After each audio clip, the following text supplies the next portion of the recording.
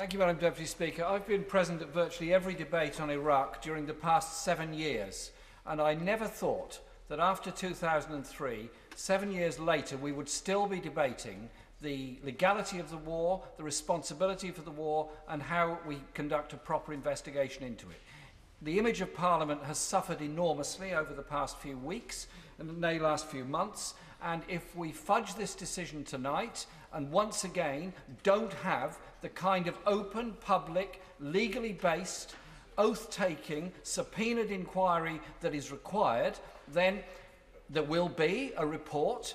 Some kind of bowdlerised version of what happened will be produced by a group of Privy Councillors. Everybody will go away and say, that's fine. The demand for the inquiry will still be there. The culpability will still be sought. The responsibility will still rest on those people that took us into this particular conflict. And so fudging the issue tonight merely delays the debate for another day and another day and another day after that.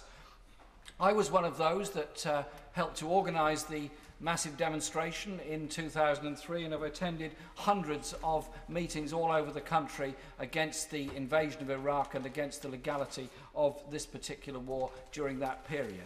And I have to say that the million and more people that came to London on that day in 2003, and the millions more around the country who attended local demonstrations, wrote to their MPs, sent emails, signed petitions, or simply expressed an opinion against the war, felt very let down by Parliament on that occasion. They felt very let down by the political system on that occasion, and a whole generation of young people have been radicalised to be questioning of the effectiveness of this place, and radicalised into wondering what is the point of a political system that can take us into a war that turns out to be illegal and then blinker their eyes to the consequences of what we have actually done. So I do think we have to take some serious decision tonight. Of course, I give way.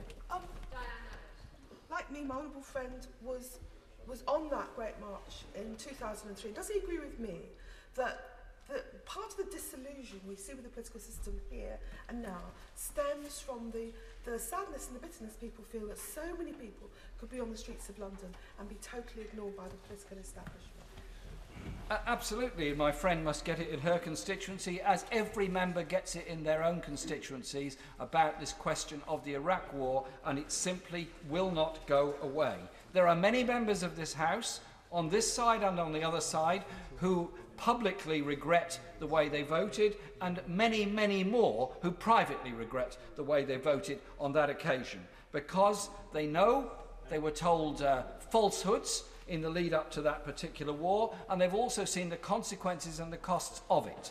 The Prime Minister of the day, Tony Blair, said in terms in this House this was a war about removing the weapons of mass destruction from Iraq. A very short time later, he and the then Foreign Secretary and others were involved in making sure that Hans Blix and Mohammed al-Baradei were not allowed back into Iraq to continue the process of inspection and disarmament that they were so effectively doing at that time. The Prime Minister also said in a broadcast the day after the vote in Parliament that this was a war about getting rid of Saddam Hussein and regime change. George Bush, on the other hand, was relatively straightforward, in which he said it was always about regime change. Well, you can't have it all ways, and I think there should have been some honesty towards us in that respect. More than, and I'm using the figures carefully here, well more than 500,000 Iraqis have died since 2003. The living standards of many are no better. Instability in many cases is far worse, and I say that not as somebody that was ever an apologist for or defender of the Saddam Hussein regime. Indeed, there is plenty of record of mine and some other members' opposition to arms sales to Iraq in the 1980s. We have spent billions of pounds of UK public money on this particular war. We have lost 179 soldiers. Many, many more have been very seriously injured and traumatised by the experience. And during the activities of the Stop the War Coalition, I've had the good fortune of meeting many military families who've joined military families against the war, and they tell you in graphic detail what it was like to lose their son or daughter, how their son or daughter has been so badly injured and traumatised by this event, and how angry they feel at the way in which they were led into this. The legality of war is an interesting concept.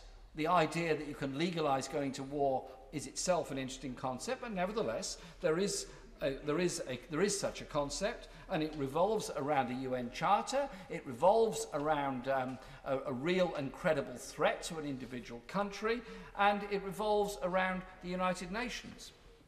If 1441, as we were told later, gave us the authority to go to war, why did the Foreign Secretary and others put such great effort into getting a second UN resolution that was then not possible? The General Secretary of the United Nations said in terms at the end of the conflict that he believed the actions to be illegal. And so I think we have to look now to what an inquiry can do. A week ago, the Prime Minister announced in the wake of the famous PLP meeting that there was going to be an inquiry into the war in Iraq. I thought, good news, at last, a real change, let's have an inquiry.